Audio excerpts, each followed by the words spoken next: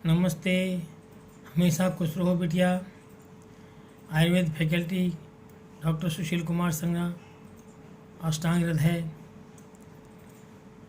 20वां अध्याय नस्य विधि अध्याय।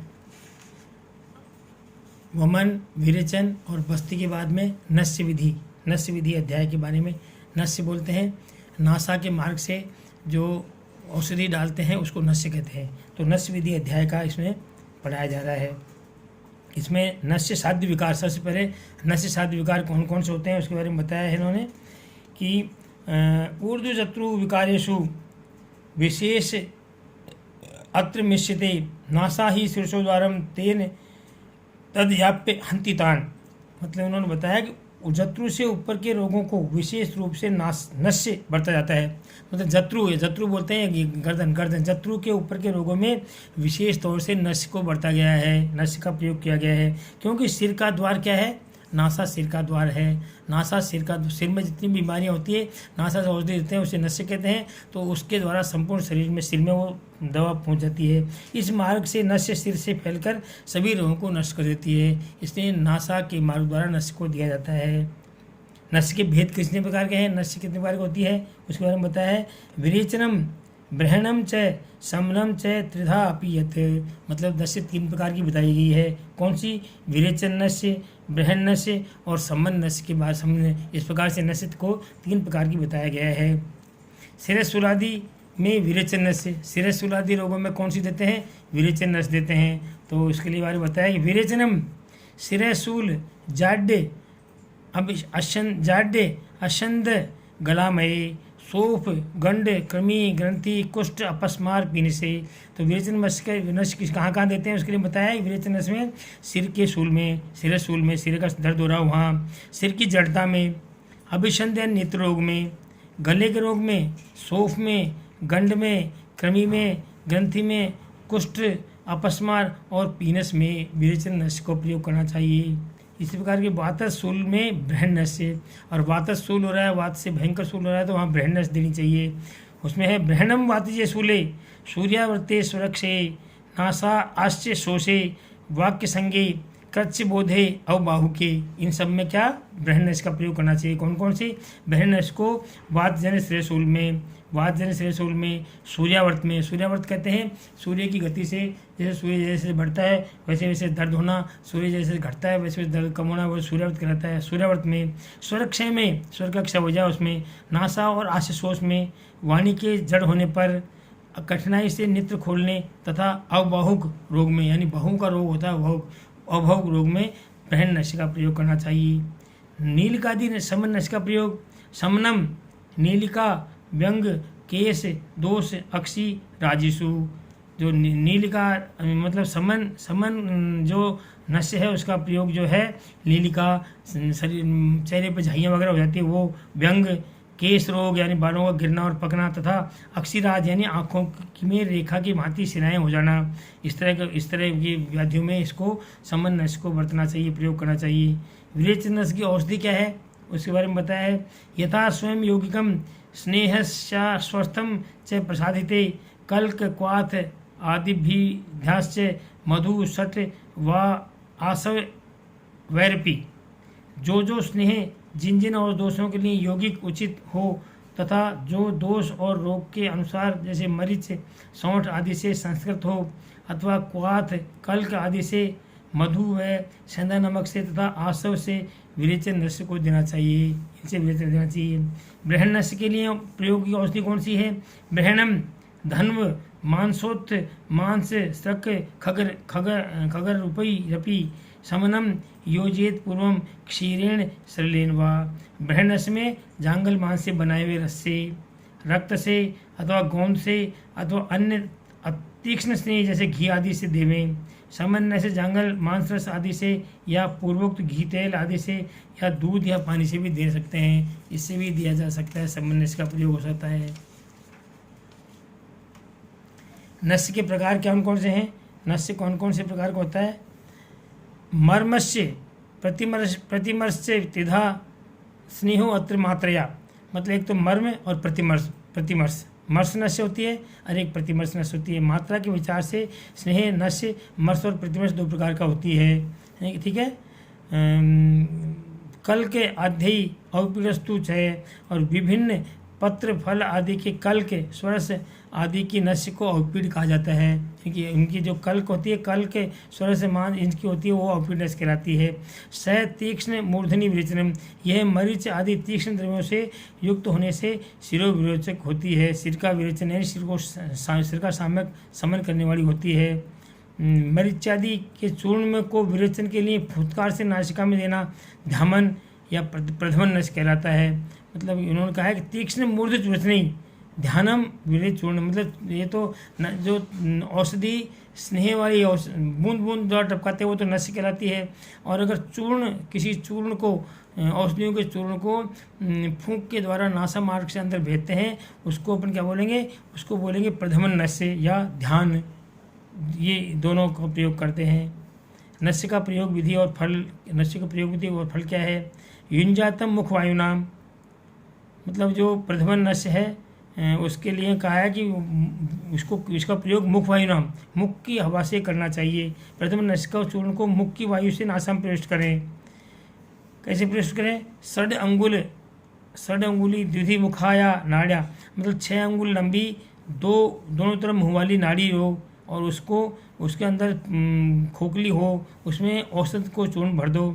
से ही भूरितरम दोषम चूर्ण त्वात कर सेती, इस चूर्ण को मुख से एक जो इसका मुंह है वो तो मुख पे और दूसरा मुख नासा पे रख दें और मुंह से फूंक मार के उसको नासा में प्रवेश कराएं, तो चूर्ण पूरा नासा में चले जाएगा और नासा में जाकर के ये औषध चूर्ण सभी दोषों को अधिक मात्रा में खींचती है, सारे दोषों को अधिक मात्रा में ठीक कर देती है। मर्स स्नेह का परिमाण क्या है कि प्रदेशी न्य अंगुली पर्व शान मग्न समुद्रतात यावत तपसो यावत पतसो यवसो बिंदुर अष्टो षट क्रमेण थे। मतलब इन्होंने कहा कि तर्जनी अंगुली के 2 पर्व, तर्जनी अंगुली के 2 पर्व यानी 2 जो पर्व बनाए हैं, एक ये 2 पर्व, ऐसे 2 पर्वों को द्रव में डुबोकर निकालने से जितना स्नेह स्वरस निकलता है, टपकता है, उसका नाम बिंदु कहा गया है, उसको नाम बिंदु कहा गया है। इस प्रकार अंगुली को नासा में औसत टपकाने को मर्स कहते हैं। इस प्रकार से नासा में और अंगुली को स्नेह में डुबा करके नासा में टपकाओ, उसको अपन क्या कहेंगे, मर्स कहेंगे।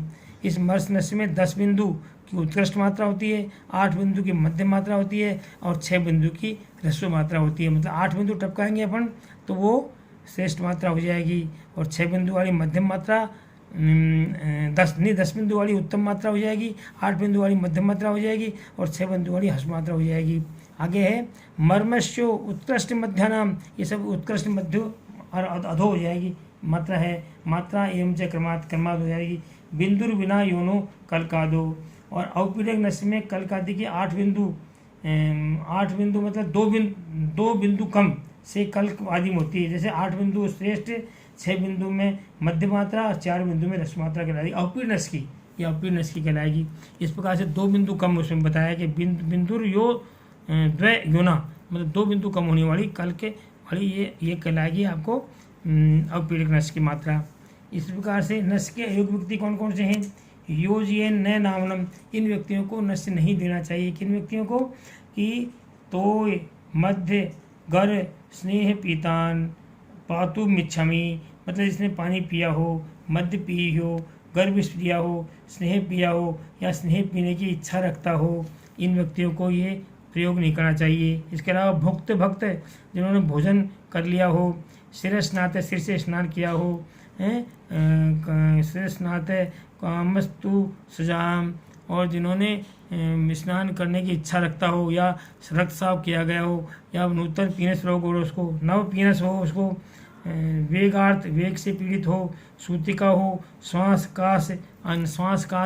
कास आदि रोग हो, और शुद्ध नाम यानी बात ये वमन और विरेचन शुद्ध किया हो, दस्त बस्ती नाम बस्ती दी हुई हो उसको, तथा नातव दिनम ऐसे हो, अत्यधिक दुर्दिन हो, दुर्दिन में और ऋतु के बिना जहाँ बादल आ गए हों ऐसे दिनों में, इन दिनों में नस्य का प्रयोग नहीं करना चाहिए।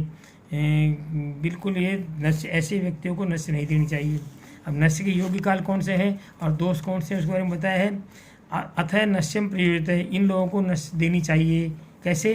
प्रातः श्लेष्मणि, श्लेष्म रोग यानी कफ रोग हो तो प्रातःकाल देवो, मध्याह्ने पित्तम, पित्त रोग हो तो मध्याह्न में देवो, और सायं निशा अचले, और अचले यानी वायु रोग में सायंकाल और रात्रि में नस्य का प्रयोग करना चाहिए। स्वस्थ वर्ते तु पूर्वाह्ने शरद काल वसंतियो, और स्वस्थ वर्ते यानी स्वस्थ व्यक्ति को अगर मान लो देनी हो तो पूर्वाह्ने यानी सुबह के समय में देनी चाहिए, और शरद काल और वसंत ऋतु में देनी चाहिए। शीते मध्य दिने, और शीत ऋतु में मध्य दिन देनी चाहिए। ग्रीष्म में सायंकाल देनी चाहिए। वर्षासु सात पे, और वर्षा ऋतु में जब सूर्य दिख रहा हो उस वक्त इसका प्रयोग करना चाहिए।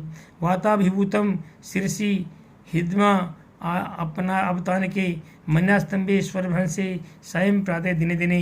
एक और उन्होंने बताया कि वाताभिभूतम, और मान लो वात से आक्रांत रोग हो उसमें हिक्का में और अवतानक में, मन्यास्तंभ में तथा सिरभ्रंश में प्रतिदिन सुबह शाम नश्य देवे, मतलब इनमें प्रतिदिन सायं प्रातः प्रतिदिन नश्य देना चाहिए।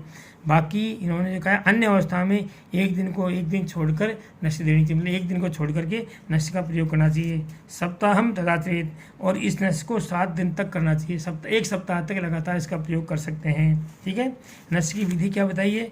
नश्य की विधि है स्निग्ध स्विन्न उत्तम अंगस्य प्राक कृत आवश्यक कार्य है, मतलब व्यक्ति को स्नेहन करके, स्विन्न यानी स्वेदन करके, और उत्तम अंग यानी उस शरीर के उत्तम अंग को भी पुनः स्नेहन और शुद्ध करके, और प्राकृत आवश्यक कार्य, और आवश्यक कार्य सब निपटा करके, यानी मल मूत्र आदि का वेग निकाल सारे वेगों को त्याग करके, निवात शयन से निवात स्थान में शयन करा के, जत्रु ऊर्ध्वे स्वेदित पुनः, फिर जत्रु के निवात स्थान में इसको शयन करा दें और जत्रु के ऊर्ध्व भाग में पुनः इसका स्वेदन करें।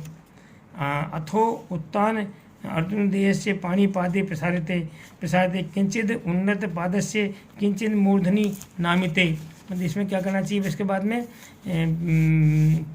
इसको जत्रु के ऊपर के स्नेह के बाद उत्तान चित्त पीठ के भार सीधा शरीर को रखकर, हाथ और पाँव को फैलाकर, पायते को कुछ ऊंचा उठाकर और सिर को कुछ नीचा रखना चाहिए, मतलब पगायता को ऊंचा रखना चाहिए और सिर के स्थान को थोड़ा नीचे रखना चाहिए, ताकि नस्य का जो औषध द्रव्य वो नासा में आसानी से प्रवेश कर सके।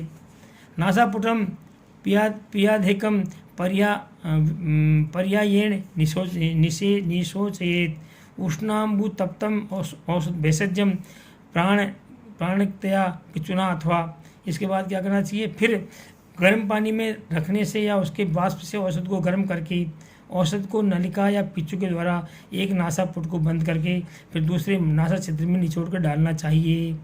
इसके बाद में दत्ते पाद तल स्कंद हस्त कर्णादि मर्देत। इसके बाद में नस्य को देने के पश्चात में पाद तल यानी पैरों के तलवे में, स्कंध में, कंधों पर, हस्त में हाथ में, कर्णादि इन हाथ और कान इनका मर्दन करना चाहिए।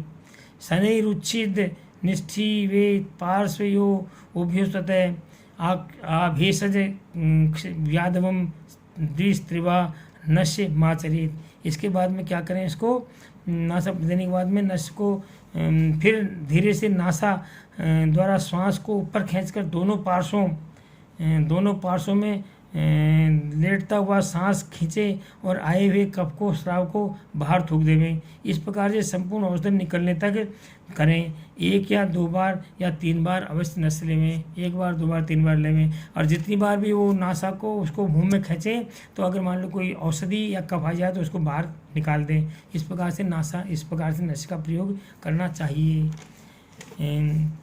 This session provided by digital vision 2। I hope you have any query, please mention comment to us. I will resolve it, please. Thank you.